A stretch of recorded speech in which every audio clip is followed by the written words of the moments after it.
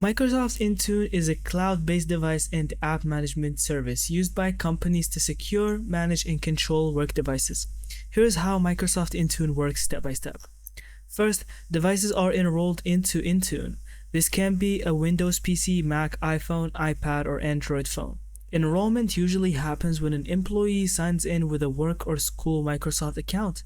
For company-owned devices, IT can auto-enroll them before the user even turns them on. Once enrolled, Intune applies policies. These policies control things like device password and PIN rules, encryption requirements, screen lock timers, OS update rules, what features are allowed or blocked. Next comes app management. Intune can push required apps automatically, block unapproved apps, protect company data inside apps, copy, paste screenshots and downloads, separate work data from personal data on BYOD devices. Intune also handles security and compliance. It checks if a device is updated or encrypted or not jailbroken or rooted.